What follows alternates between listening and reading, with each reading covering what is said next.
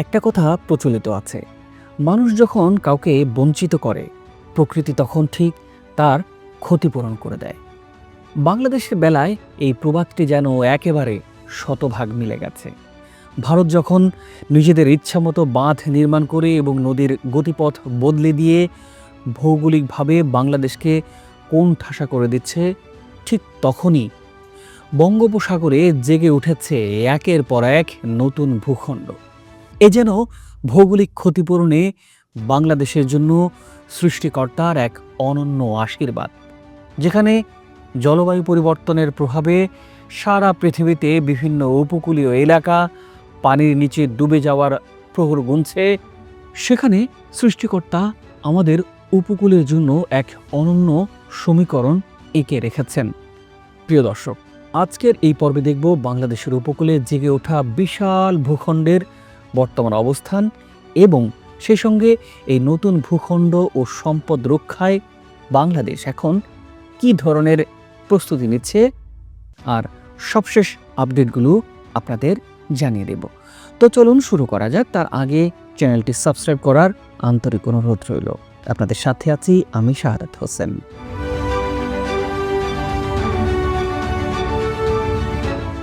1984 সাল থেকে 2025 সালের স্যাটেলাইট ছবি বিশ্লেষণ করলে দেখা যায় বাংলাদেশের দক্ষিণ উপকূল, বিশেষ করে নোয়াখালী ও এর আশপাশের সাগরের বুকে জেগে উঠছে বিশাল এক অঞ্চল। প্রাথমিকভাবে ধারণা করা হচ্ছে এই ভূমির পরিমাণ আনুমানিক 800 বর্গ কিলোমিটারের বেশি, যার মোট আয়তন সিঙ্গাপুর এবং মালদ্বীপের আয়তনের সমান। এছাড়া আরও 1000 বর্গ কিলোমিটার আয়তনের সমান ডুবোচরও আছে। এগুলো অদূর ভবিষ্যতে বাংলাদেশের ভূখণ্ডের সাথে যুক্ত হবে, যদি না আশপাশের কোনো আগ্রাসী দেশ তা দখল করে নেয়। প্রশ্ন হলো, বাংলাদেশের জলসীমায় জেগে ওঠা ভূখণ্ড কিভাবে অন্য দেশ দখল করবে? বিষয়টি অস্বাভাবিক মনে হলেও ঠিক এই কাজটি করেছিল ভারত। 1970-এর ঘূর্ণিঝড়ের পর সাতক্ষীরার দক্ষিণ বঙ্গোপসাগরে দক্ষিণ তালপট্টি দ্বীপ নামে একটি চর জেগে উঠেছিল, আর সেই খবর পেয়ে রাতারাতি সেই দ্বীপটি দখল করে বসে ভারত। যদিও দ্বীপটি রেকর্ডপত্র ও অবস্থানগত দিক থেকে বাংলাদেশের, কিন্তু 71-এর স্বাধীনতার পর থেকে ভারত জোরপূর্বক তালপট্টি দখল করে রাখে। প্রেসিডেন্ট জিয়াউর রহমান ক্ষমতায় আসার পর একবার এই দ্বীপটি দখলে নিয়েছিলেন। এরপর যখন দ্বীপটি হাতছাড়া হয়ে যায়, তখন কৌশলে ভারত হারিয়াভাঙ্গা নদীর স্রোত ও পলি নিয়ন্ত্রণ করে অন্যদিকে প্রবাহিত করতে থাকে, যাতে নতুন করে পলি জমতে না পেরে তালপট্টি দ্বীপ আর উঁচু না হয়ে বরং পানির নিচে চলে যায়। ফলে একসময় দ্বীপটি আবার হারিয়ে যায় মানচিত্র থেকে।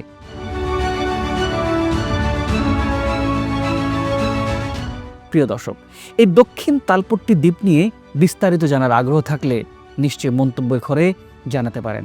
চলুন ফিরে আসি সমুদ্র উপকূলে জেগে ওঠা নতুন ভূখণ্ডের বিষয়ে। ভৌগোলিক অবস্থানগত কারণে বাংলাদেশের উপকূলে প্রতি বছর প্রায় 20 বর্গ কিলোমিটার নতুন ভূমি জেগে উঠছে। স্যাটেলাইট ইমেজ পর্যবেক্ষণে দেখা যায় এই জমির পরিমাণ প্রায় 1000 বর্গ কিলোমিটারের কাছাকাছি এবং ভবিষ্যতে এটি আরও বাড়বে। 2006 সালে জেগে ওঠা ভাসানচরে এখন ভাটার সময় সন্দ্বীপ থেকে পায়ে হেঁটে যাওয়া যায়। নিঝুম দ্বীপ থেকে মুক্তারিয়ার ঘাট পর্যন্ত কয়েকটি স্থানে ক্রস ড্যাম এবং প্রযুক্তিগত উদ্যোগ সম্পন্ন করা হলে আগামী কয়েক বছরের মধ্যে ধীরে ধীরে এসব এলাকার আয়তন বাড়বে এবং এটি 15,000 বর্গ কিলোমিটার ছুঁয়ে যেতে পারে। এজন্য বঙ্গোপসাগরের বুকে দেখা দিচ্ছে আরও একটি বাংলাদেশের হাতছানি। এখন প্রশ্ন হচ্ছে, বাংলাদেশের উপকূলে কেন এত বিপুল পরিমাণ নতুন ভূমি জেগে উঠছে? বর্তমানে গঙ্গা, ব্রহ্মপুত্র এবং মেঘনা নদী ব্যবস্থা এবং তাদের শাখা নদীগুলো হিমালয় থেকে বঙ্গোপসাগরে এসে পড়ছে, আর এই যাত্রাপথে ভারত ও বাংলাদেশের বুক পেরিয়ে বছরে প্রায় 12 বিলিয়ন টন পলি এসে জমা হচ্ছে আমাদের উপকূলে। এগুলো বেশিরভাগই মেঘনা নদীর হয়ে নোয়াখালীর উপকূলের কাছাকাছি ধীরে ধীরে জমা হচ্ছে এবং এর ফলে নদী ও বঙ্গোপসাগরের তলদেশের উচ্চতা বৃদ্ধির মাধ্যমে নতুন দ্বীপ ও চরের সৃষ্টি হচ্ছে। স্যাটেলাইট ছবি বিশ্লেষণ করলে দেখা যায় গেল ২৫ বছরে প্রায় ৮০০ বর্গ কিলোমিটার ভূমি স্থায়ীভাবে জেগে উঠেছে। শীঘ্রই আরও বিপুল আয়তনের ভূখণ্ড বাংলাদেশের মানচিত্রে যুক্ত হওয়ার সম্ভাবনাও আছে। এখন প্রশ্ন হলো, এসব দ্বীপের মালিকানা কি বাংলাদেশ ধরে রাখতে পারবে? নতুন ভূখণ্ডের সঠিক ব্যবহারের মাধ্যমে এটি বাংলাদেশের অর্থনীতিতে কী ভূমিকা রাখতে পারবে? বাংলাদেশের বিশাল উপকূল এবং এর আশপাশের দ্বীপ ও চরের নিরাপত্তা ও সার্বভৌমত্ব রক্ষায় দরকার একটি শক্তিশালী কোস্টগার্ড এবং নৌবাহিনী।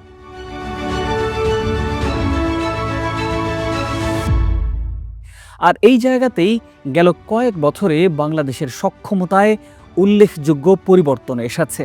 বর্তমানে বাংলাদেশ নৌবাহিনীর হাতে 4টি ডর্নিয়ার 228 মেরিটাইম পেট্রোল এয়ারক্রাফট আছে। সম্প্রতি এই বিমানগুলোর আধুনিক ওভারহল ও সক্ষমতা উন্নয়ন কার্যক্রম সম্পন্নও হয়েছে। 2026 সালে একটি বিমান জার্মানিতে আধুনিকায়নের পর দেশে ফিরে এসেছে এবং আরও একটি একই প্রক্রিয়ার মধ্য দিয়ে যাচ্ছে। এই বিমানগুলোর সবচেয়ে বড় শক্তি হচ্ছে তাদের সামুদ্রিক নজরদারি রাডার, যা শুধু জাহাজই নয়, তুলনামূলক ছোট লক্ষ্যবস্তু শনাক্ত করতে পারে।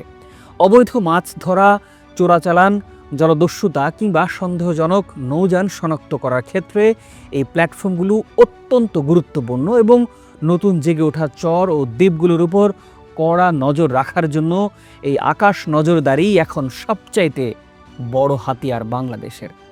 কিন্তু শুধু বিমান দিয়ে 24 ঘন্টা সমুদ্র পাহারা দেওয়া সম্ভব নয়। এ কারণেই বাংলাদেশ এখন একটি সমন্বিত মেরিটাইম সার্ভিলেন্স সিস্টেম গড়ে তোলার দিকে এগিয়ে যাচ্ছে। সাম্প্রতিক ঘোষণায় জানা গেছে বাংলাদেশ কোস্টগার্ডকে নজরদারি হেলিকপ্টার দেয়া হবে। এসব হেলিকপ্টারে থাকবে অত্যাধুনিক সেন্সর, রাডার ও রিয়েল টাইম ডেটা ট্রান্সমিশন ব্যবস্থা, যার ফলে গভীর সমুদ্রে সন্দেহজনক গতিবিধি দ্রুত শনাক্ত করে তাৎক্ষণিকভাবে টহল জাহাজ বা কমান্ড সেন্টারে তথ্য পাঠানোর সম্ভব হবে। শুধু হেলিকপ্টারই নয়, ড্রোন ও অন্যান্য আকাশভিত্তিক নজরদারি ব্যবস্থাও যুক্ত করার পরিকল্পনা রয়েছে, যার মাধ্যমে উপকূলীয় এলাকা থেকে গভীর সমুদ্র পর্যন্ত একটি সমন্বিত নজরদারি নেটওয়ার্ক গড়ে তোলার লক্ষ্য নেওয়া হয়েছে। ভেবে দেখুন যে তালপট্টি দ্বীপটি একসময় নজরদারির অভাবে চোখের সামনে থেকে হারিয়ে গিয়েছিল, আজ ঠিক সেই জায়গায় বাংলাদেশ গড়ে তুলছে আকাশ থেকে সমুদ্রতল পর্যন্ত বিস্তৃত একটা নজরদারির জাল।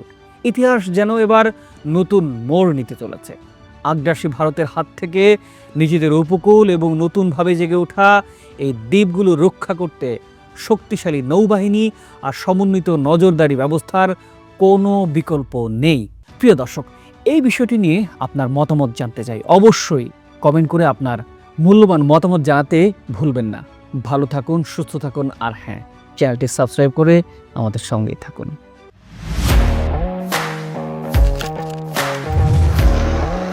প্রফেশনাল স্টুডিও খুঁজছেন? ঢাকার প্রাইম লোকেশন নয়াপল্টনে দেশ সমাচার স্টুডিও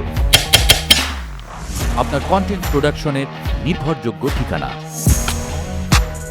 এখানে পাবেন 4K ক্যামেরায় মাল্টি অ্যাঙ্গেল রেকর্ডিং, আছে গ্রিন ও ব্ল্যাক স্ক্রিন সেটআপ, উন্নত মানের মাইক্রোফোন ও sound proof voice over booth. আপনার পছন্দ মতো স্টুডিও ডিজাইন করার সুযোগও থাকছে। Hazrat Shahjalal news content, talk show, interview বা পডকাস্ট, যা কিছুই করেন এখানে পাবেন প্রফেশনাল সেটআপ আর ফুল এডিটিং সাপোর্ট। আপনার চাহিদা অনুযায়ী বুক করতে পারেন আজই। কল কিংবা হোয়াটসঅ্যাপ করুন এই নাম্বারে 017202106557। ভিজিট করুন আমাদের ওয়েবসাইট ও ফেসবুক পেজ।